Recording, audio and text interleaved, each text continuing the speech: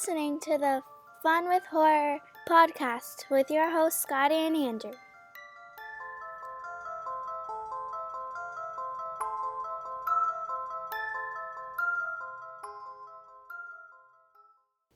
Hello, all you lovely horror fans out there.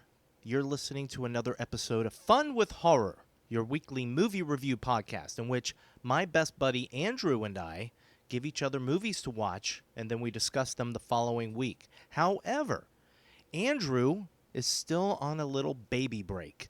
Congratulations, Andrew and Cindy. And I am joined this week by my lovely girlfriend, Mary, who last week picked the movie Lights Out, directed by David F. Sandberg. And just remember, if you like the show, please do us a favor.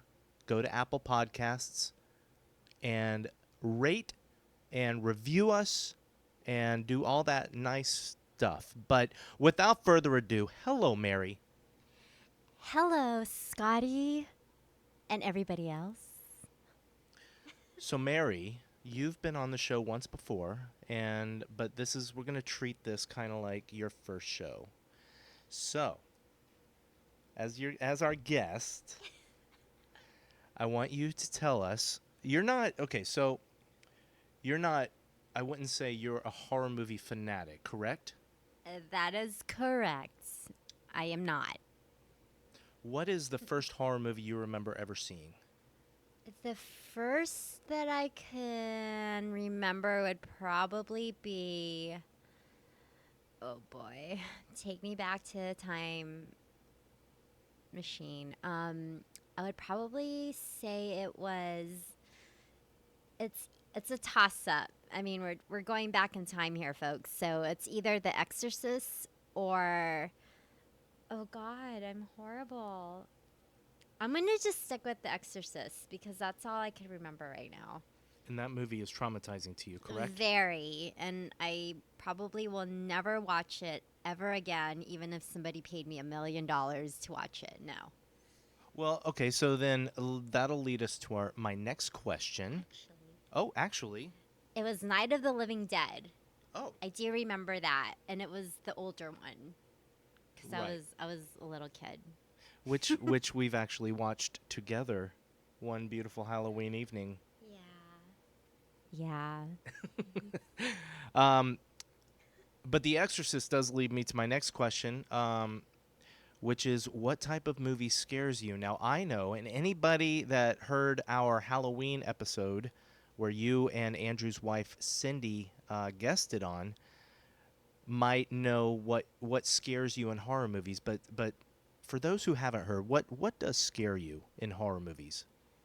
Well, the one thing that truly scares me about horror movies are possessions and demons that I can actually see. I mean, clearly it's all fake on the screen because of Hollywood and their wonderful magic effects that they do. But, you know, growing up in the Philippines and hearing horror stories about my dad and having him share with me things that he has seen, you know, it really stuck with me, and because of that, I just don't really care to watch anything that has things like that in the movie. Hello, Ziggy. Ziggy the Horror Cat is joining us real quick. He's just staring at Mary. He's not used to seeing her talk into the microphone. But yeah, I knew that demons and possessions scared you, which made me wonder what it was about the movie that you picked this week that made you pick it to confront your fears. But we'll get to that. My last question, if you can answer it, and you can say more than one movie, what is your favorite horror movie or horror movies? Your very favorites? Well, I definitely love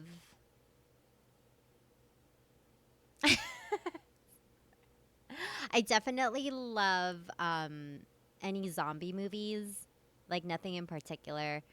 Um, well, I definitely enjoy the classics. I love Nightmare Nightmare on Elm Street. I love all of the Jason Voorhees. I love Halloween.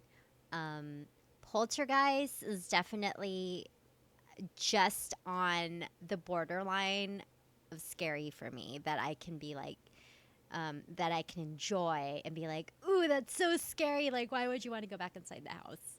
Do you think Poltergeist is dated enough that it's easier to handle these days? Um, I feel that if I still watched it to this day, it'll still freak me out. So I think that it still stands, although I still haven't watched it in a long time. But even just going to Universal Halloween Horror Nights and seeing that maze that we went through, that was really good. So I think it still stands. Well, awesome. So your favorite horror movies are zombie movies, Nightmare on Elm Street, Friday the 13th. Those are pretty much your favorites, is what you're saying. And Poltergeist. Oh, and I can't forget about The Shining. Yes, okay.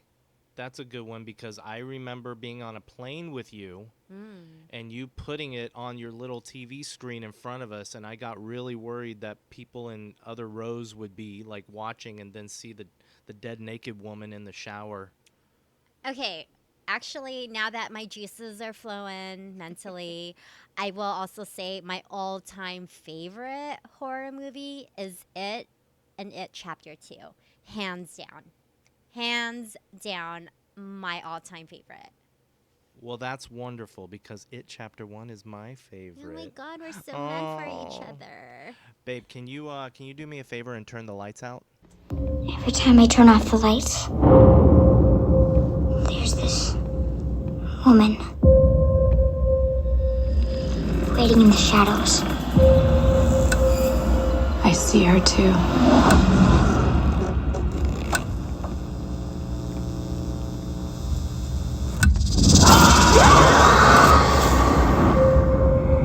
Okay, so we are about to discuss the movie Lights Out.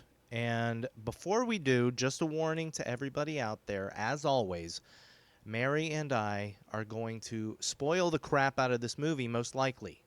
So if you haven't seen Lights Out, at the time of this recording, it is available to stream on Hulu. So feel free to pause the podcast and then go watch it and then come back.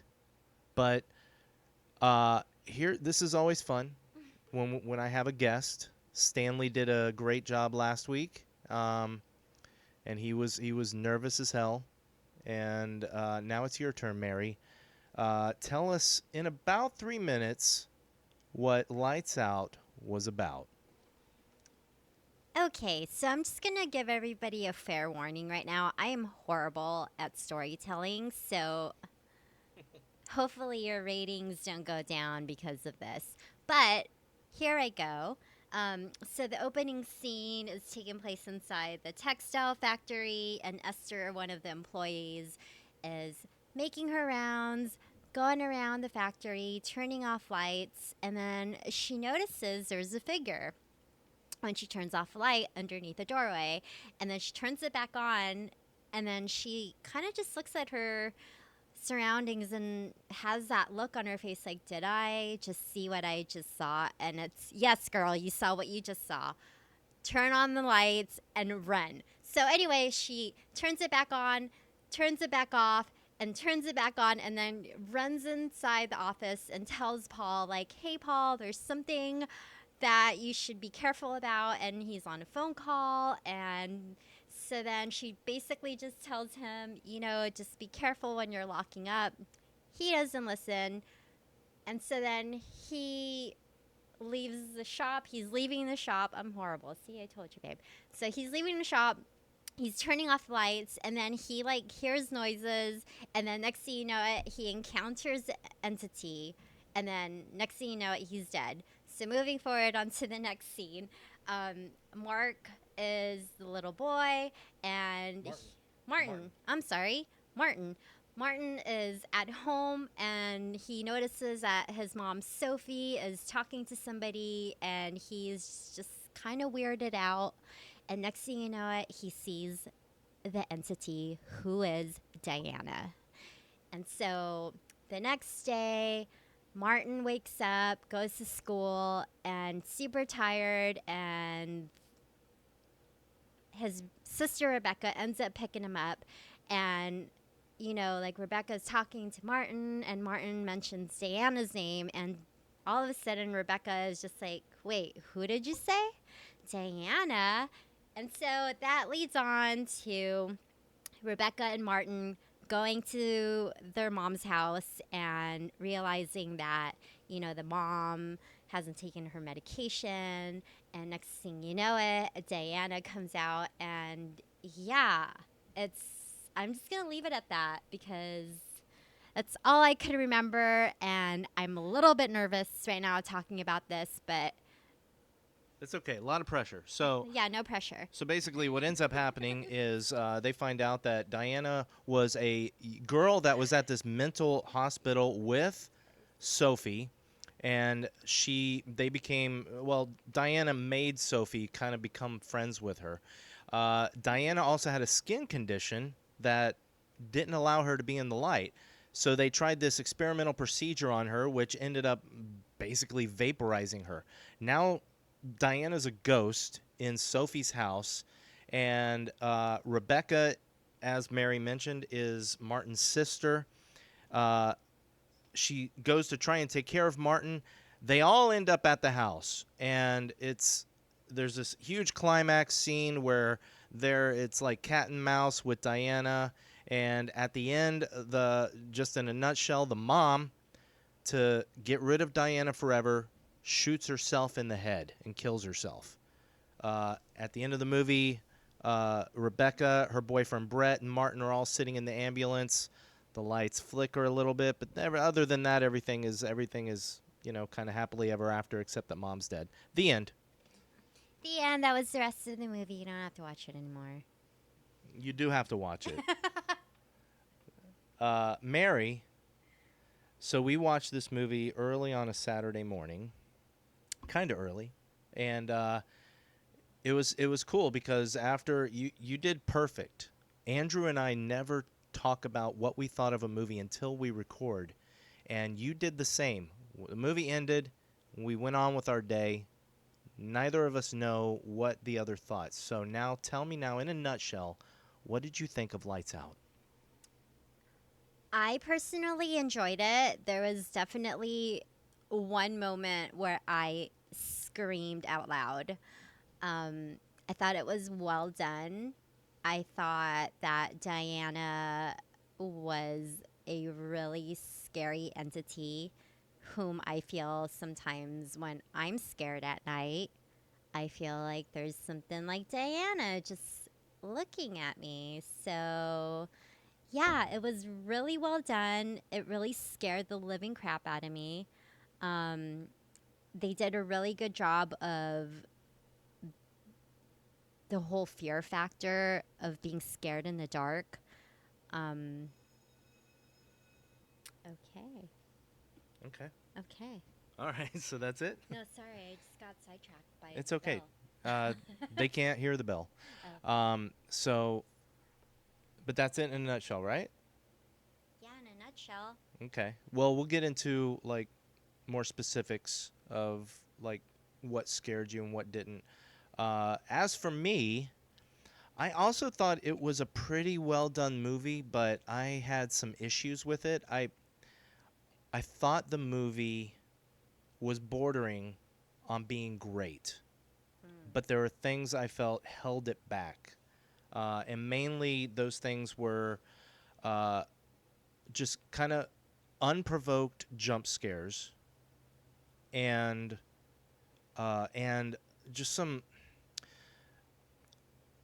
confusion as to the rules of what Diana could and couldn't do. So that's something we'll get into. So the first thing Andrew and I usually talk about is if there are things that we didn't care for with the movie. So is there anything that you can think of that you kind of didn't care for in the movie? Or did you just like the whole thing? I honestly was just entertained throughout the whole thing. Again, I'm not a big fanatic about horror movies like you and Andrew. So to me, I wasn't really looking at pros and cons about it. I was just watching it to be scared. And that's awesome. Yeah. I love that. Yeah. And as quiet as you were afterwards, and then that night and the days following, I didn't really think the movie scared you that much. It did. That first night, I tried not to think about it. I honestly thought about Bowie because Our cat. Bowie is just the light in my life. And after watching a scary movie like that, I purposely made sure I took something to help me sleep. Yes. But I just got lost. What was your question? If you were scared, you were talking about how scared you were. Yeah, so I was just really trying to block out the fear factor part of the movie since things like that kind of just stick to me mentally, and I did everything I could to not think about Diana. But there are definitely nights within this past week that I thought about her, and it freaked me out. Okay. And I had no idea that it scared you that much. I knew that it startled you in places when we were watching it, but I didn't know if you were feeling the same way I was feeling, that I think the movie could have been even scarier. When things happened, like for instance, when there was a moment where uh, Martin is dragged under a bed, and Yeah, no it's thanks. it's accompanied. Yeah, it's scary, Yeah, it's scary. but it was accompanied by just an annoying, loud like "Wah!" And like the movie did that a lot when it didn't have to, in my opinion. But you didn't really think that. No, You were scared. I was scared.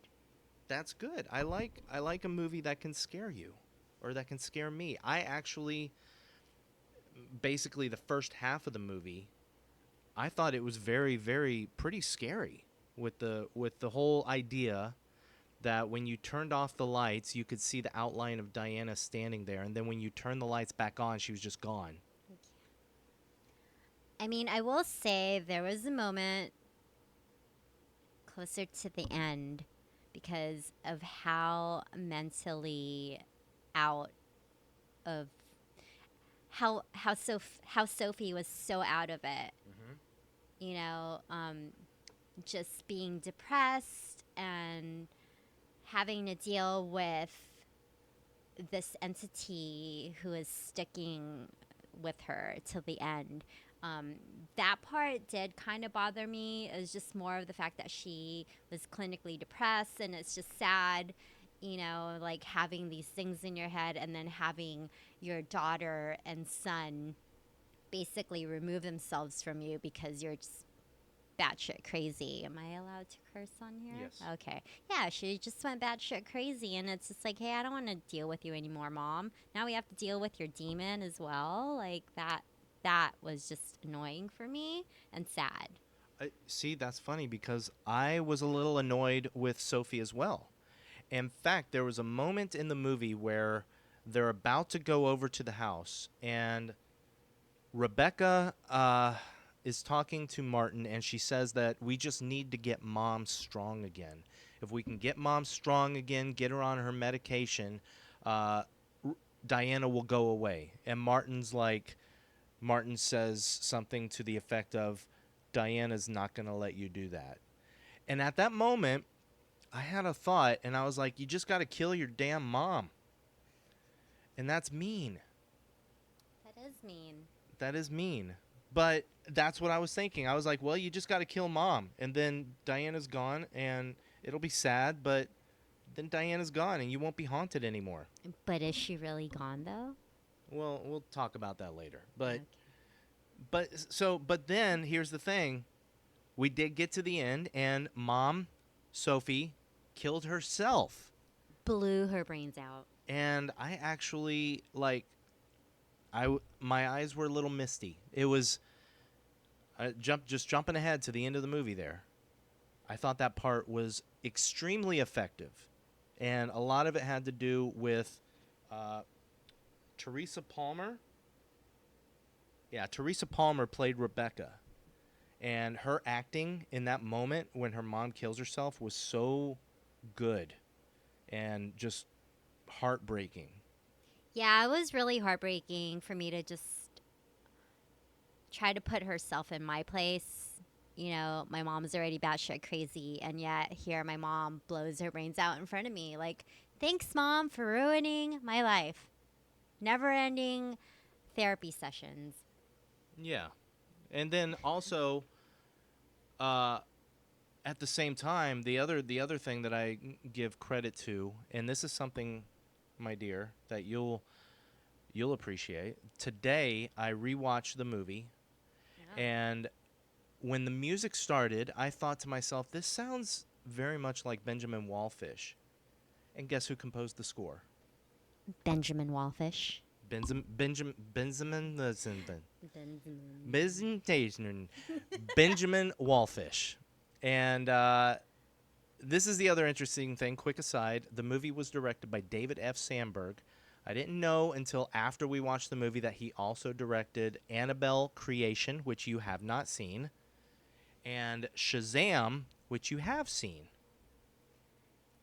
Two different ends of the spectrum. Yes, but that explains why Shazam had some, like, kind of horror aspects to it with the with some of the creatures. But also, Benjamin Wallfisch composed the score to both of those movies. Annabelle Creation was the first movie that I noticed Benjamin Wallfisch, discovered him, if you will. And then, of course, he also composed the score to our favorite movies, It, Chapter 1 and Chapter 2. But yeah, his score in the moment when Sophie shoots herself, I thought was very, very effective.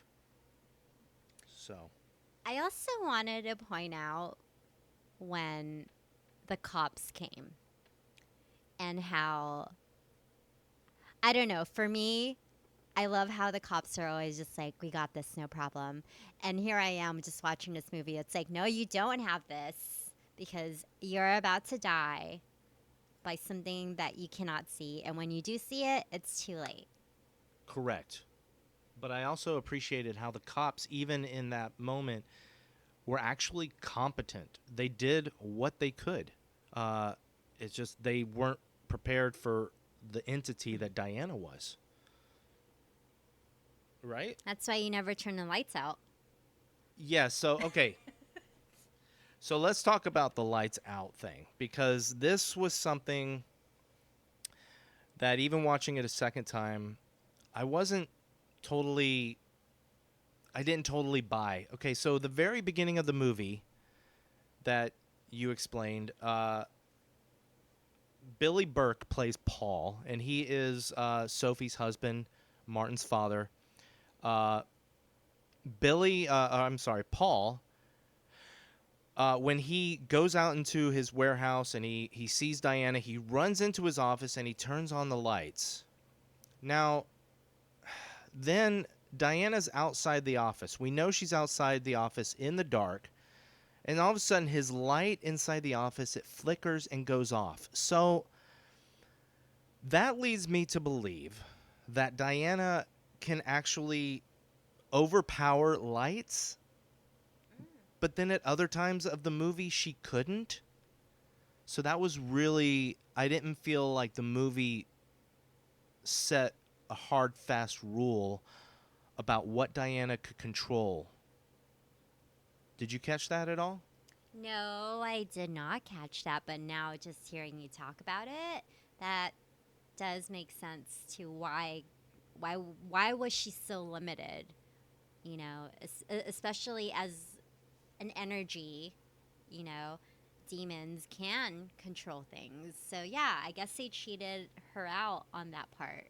I don't consider her a demon, though. She's a ghost. I consider her a ghost. But, I mean, but a corporeal, if that's the correct word, ghost. Like, she was actually, when it was dark and she was present, she had physical form. So it was kind of weird. See, this is the thing. Like, it wasn't really established very well. She definitely wasn't a demon. So don't be scared of her because she might be a demon, because she's not, babe. Oh, okay.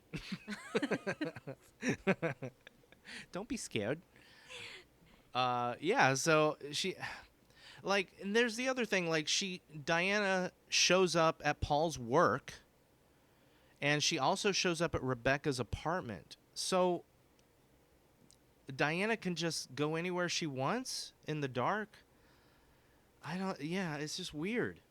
Okay, so now that you're just like nitpicking on things like that, I do agree with you with that. I do agree that, they really limited her on things, which now just doesn't make sense to me. So, with that being said, it makes it less scary for me. Yeah. But let's all face it. When you turn the lights off and you know that your pile of clothes is staring at you at night, watching you. Yes. So. Which brings up some amazing scenes. There was one scene where Martin walks out of his bedroom, and I kind of was looking at it, but behind him in the background in his bedroom, there's like a lump that just looks like the side of his bed, and it's a lump for a good while, and then he finally gets out in the hallway and he turns around, and all of a sudden the lump stands up and it's Diana, and that was really freaking cool. Like, there was a lot of cool moments. It was just the whole overall rules of Diana, I guess. Because then, like, at the end, when they're all in the house and they turn all the lights on, like, you'd think Diana could just go through the house and make the lights go off, but then, no, she actually has to, like, turn off the circuit breaker. And, see, that's another thing that didn't make sense to me, because she turns off the circuit breaker. Rebecca and Martin end up down there with the circuits, and Rebecca's like trying to turn them back on, and it's not coming on. And then they figure out, oh, it's a trap, and then Diana shuts them in the basement. But so if it wasn't the circuit breaker, what was it? How did Diana turn off the lights? I don't know. Things unexplained. Things unexplained. Yes, I actually wrote that in my notes. Unexplained. But that's my main issues with the movie. Everything else, I actually thought was good. As a background about this movie, the David Sandberg actually filmed a short film that I guess was pretty popular on YouTube and such, and it's called Lights Out, and it stars Lotta Lawston as just this main character who does the whole like turning the lights on and off, and the form is there when the lights are off, not there when they're on. It's only like 2.5 minutes long, and it's very cool. And he was able to take that and turn it into a whole movie. And then Lotta Lawston, who played that character, is the like Paul's employee or assistant that's at the warehouse at the beginning of this feature film, which I thought was very cool that he got her to come back. I also didn't realize that Rebecca was a character in Warm Bodies. The actress, Teresa Yes, Palmer. Yes. Thank you. Which is another favorite movie of mine. Yes, I didn't realize either until I looked her up on IMDb today, and I thought, oh, that's a movie that I love. And that you got me to watch. Yeah. You made me watch it with you. I enjoyed it, so it wasn't like you forced me to. Yeah. Yeah. I'm just sad that I didn't pick Warm Bodies, but I've already watched it. Yeah, Yeah, that would have been doesn't against the count. rules. Also, this is a movie you didn't care for, but Gabriel Bateman is the kid who plays Martin. In my opinion, did an amazing job as the little boy. He was also Andy in the Child's Play remake, and I didn't realize that, and I was like, oh, that's why I like him. Awesome kid. So, and Maria Bello was Sophie. She was really good as the mom who's losing her mind, but in the end kind of wants to get better so that she can have her kids over Diana. Maria Bello, I looked her up. I feel like I've seen her in lots of stuff, but the only thing I can really remember is Coyote Ugly. Did you see that? I sure did. I've seen it a long time ago. Now, that's a horror movie. I thought it was really cute when they were showing Rebecca's apartment, when they showed that she was a Sandman fan. She had the Sandman comic books behind her, and you and I just gave each other a look because we just finished watching The Sandman on Netflix, and we both loved it. I thought that was cute, and we gave each other a look, and it was nice. One thing that does stick out to me was when they were in the basement and Rebecca found that blacklight. Yes. And all of a sudden, you know, she's exploring the basement and she comes across this wall that has writings from Diana. And then next thing you know it, there's a few mannequins in the basement in the hallway where Rebecca was, and next thing you know it, Diana comes out. And that part I was a little bit confused about because it's still light. You know, it's got, I guess black lights have UV lights in it. I could be wrong, but it's still light. So the fact that you could see Diana, that was a little confusing for me. But at the same time, I was just going with it because I was, you know, already committed to the movie.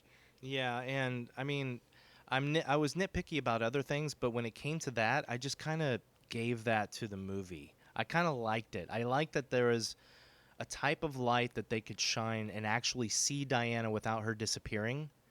So I kind of like that little conceit in the movie. So I actually like the black light.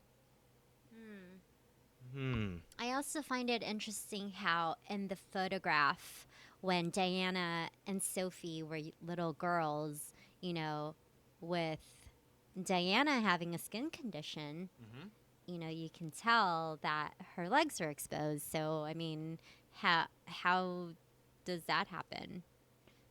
It's just the little things that they miss out.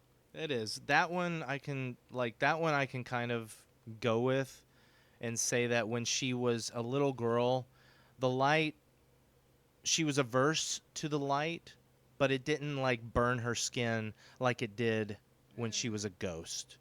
So we can just kind of go with that.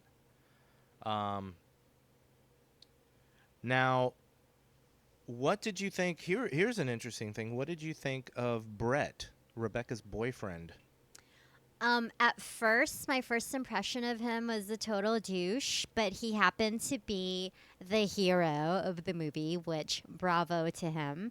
I love that he didn't run away thinking that Rebecca was crazy, and I love that he stuck by her and managed to escape Diana, which actually was a really cool scene.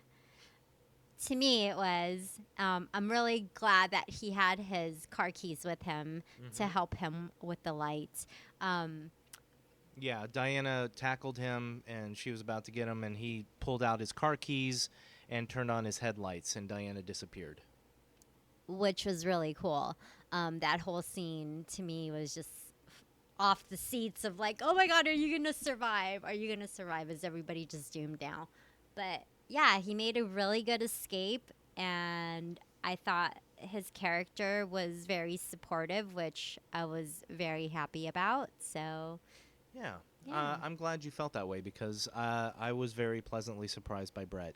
I thought, just like you, I thought he was going to end up being a douchebag, and he didn't end up being one. He maybe went past his boundaries or past Rebecca's boundaries once when he started blaming her for taking Martin to get back at her mom and all that, but then they had a nice moment.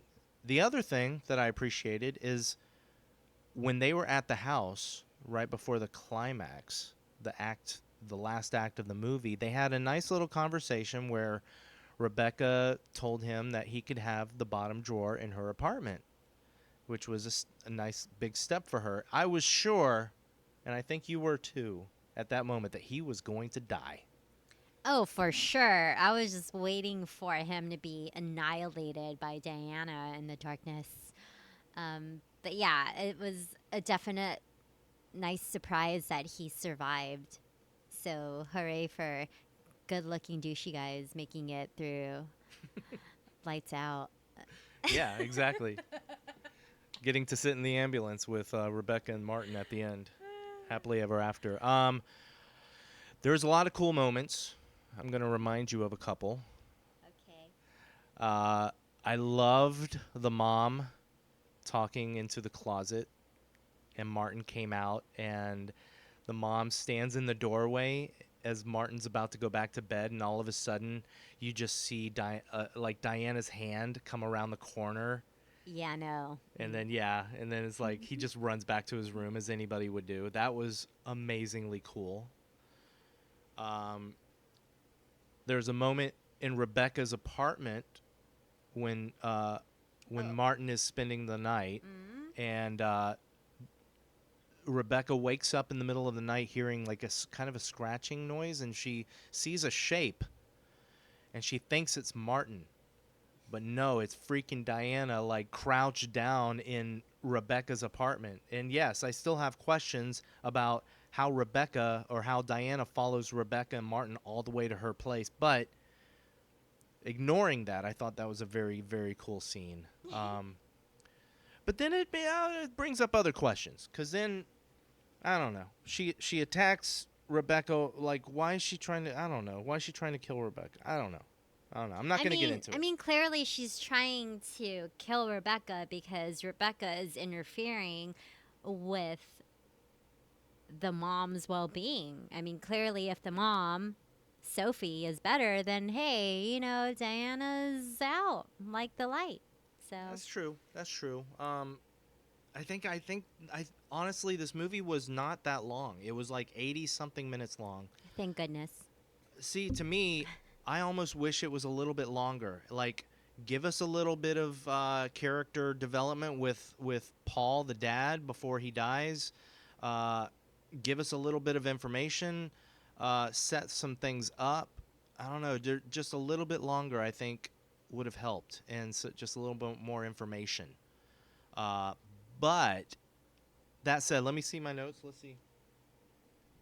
I mean, I guess coming from somebody like me who doesn't really watch too many horse movies, pardon me. Horse movies. Horse movies. Her favorite is the Black Stallion. I am the mayor of Mayortown. Oh. So yeah, for somebody who doesn't really care to watch horror movies much, like I don't really look for little details unless people do the obvious of going back inside a house when you shouldn't. But in this case, they had to because they had to get their mom. So that part I get, but the part that they were just stuck in the basement and then the boyfriend, what's his name again? Brett. There you go. Thanks. So Brett couldn't open the door. Like that was the one part. Oh wait, no, he did open the door. Eventually, I don't know. The cops opened the door. I mean, he never opened the door because he got attacked by Diana. It's just those little things. It's just like now that I'm trying to remember the movie again. Well, Diana locked them in. She locked the door. And then... Okay, I mean, how can she lock a door? Well, because she can be on the inside. I don't know. Yeah, there you go. I don't know. There you go. I want my money back. You didn't spend any. It's my money. But you didn't spend anything either. No, I bought this movie on iTunes. Oh, yeah. Sorry, guys. I buy all my movies, even though I tell everybody else where to stream it. Anyway. So, a lot of cool moments. And I also appreciated, and here's a weird thing, babe. I watched the deleted scenes today. How dare you? So I like the way the movie ended, the theatrical movie. I like the fact that it barely leaves it open for a sequel. It's like, okay, the lights in the ambulance flicker, but that's it. Like, there's no like thing. However, there is an extended ending that was deleted from the movie that if you want to see it at some point, I'll show it to you. But it's basically, it goes to after Mom's funeral. Martin goes back to Rebecca's apartment with her and Brett. The social services lady comes and tells Rebecca the good news that her adoption is going through. She's his legal guardian now. And then that night, Diana comes back. But here's the thing. There's a whole scene where Martin is talking to Diana in a closet or in a dark room, and he's acting like his mom because his only since killing his mom killing himself did not kill Diana, his only salvation is to make friends with Diana or learn to live with her.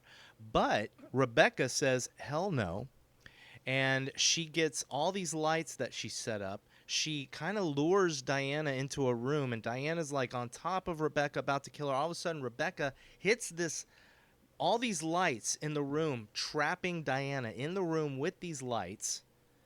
And then there's a big light behind her, and this eventually fries Diana and finally kills her.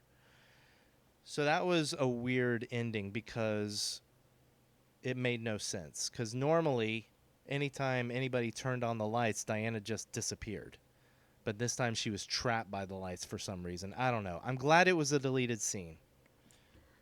I mean, even though that was a deleted scene, and just even hearing you describe that really gave me the heebie-jeebies. Oh, good.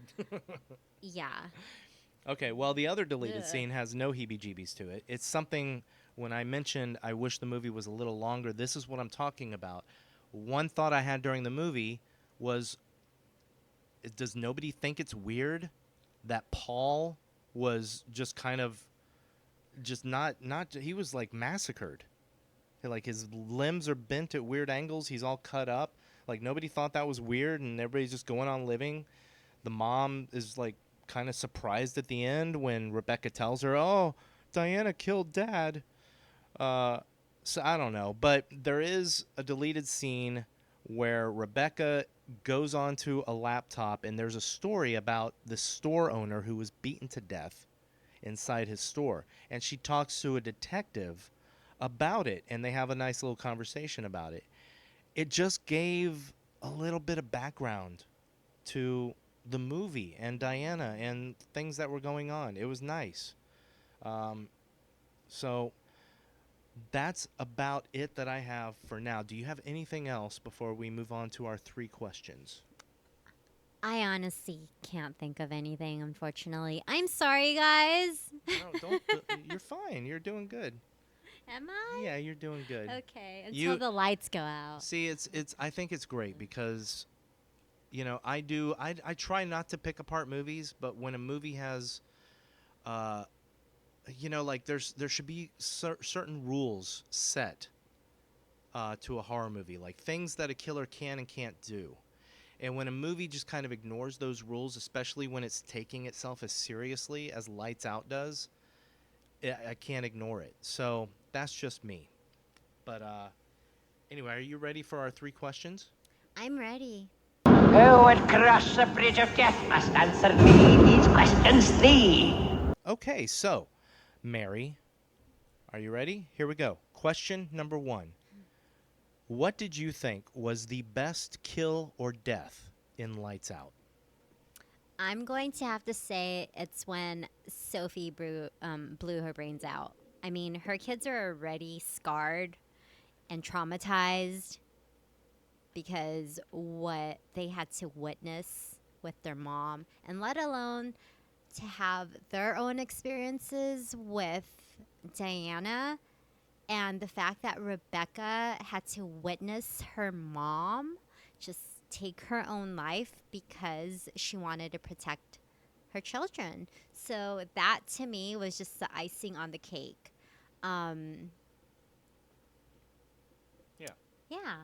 I'm going to go with the only other death, unless you count Diana's. I'm going to go with Paul at the beginning of the movie. Because I just, that, to me, that was when the movie was the scariest, when I didn't know what was going on. And I loved how Paul ended up. So, question number 2, which we've kind of talked about already. Not kind of, we have talked about it. Did you think Lights Out was scary? I definitely did think it was scary. I would say from 1 to 10, I would give it a 5. Very good. So, Yeah. but you're okay now. You're okay sleeping and stuff. You don't think about it too much? No. Okay, good. I mean, I see, good, because I'm right next to you and I don't want you to be scared. Yeah. I think this movie can be very scary. I wish like I said earlier, I wish during some of the jump scares that they hadn't gone with the loud music. For instance, there's a part where Martin is looking through a door, like an open door, and all of a sudden, like, Diana like slams up against the other side of the door, and that's scary enough on its own. It didn't need like a bong to heighten it. It was already scary. I think the movie at times didn't feel like it could allow itself to be scary enough. I don't know. So question number 3, did you have fun with horror? no, I didn't have fun. I had the best time with horror because I don't ever really put myself through something that I know was going to traumatize me, because I like to have happy thoughts. And so the fact that I pushed myself to it, I thought it was really great. That's So- awesome. I yeah. love that answer. Yeah, it's great. Thank you. Yeah, you're welcome. As for me, strangely enough, as much as I nitpicked about this movie throughout the episode, I actually did have fun watching it. It's watchable. It's rewatchable. I do think it's a good movie. I just, I thought it could have been a little bit better. I thought it was just borderline, but I did have a good time. It was much better than I expected. So, and with that, Mary, Yes. thank you so much for joining me on this episode, and for picking a movie, and for watching it with me and talking about it with me. Scotty, you're so welcome. And I do want to say, I meant to say it earlier, to Andrew and Cindy, congratulations on your new spawn. The spawn. The spawn Don't that say it. lives. Okay. On that note, thank you, everybody. And, yeah.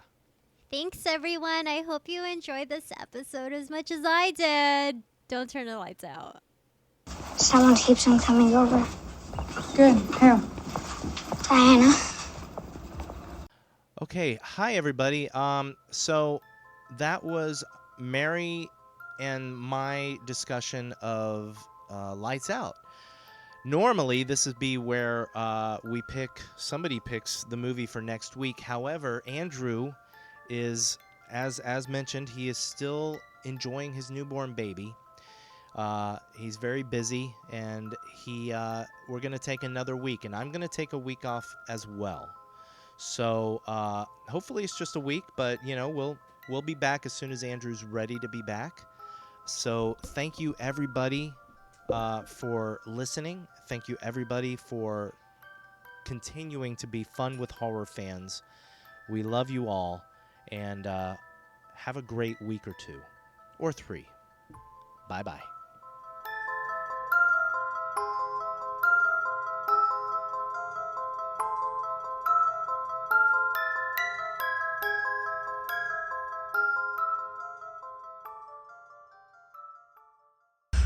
It was a long time ago, and I had a friend named Diana. She was so different, so special, and look at me. And later, I found out something really bad happened to her. But the news had it wrong, you see, and she was still there. And she finally came back. Mom, please let go. No, listen to me. See, I left her alone for so many years. I abandoned her. But now, she's going to stay, okay? As long as I keep my head clear and you keep the lights out.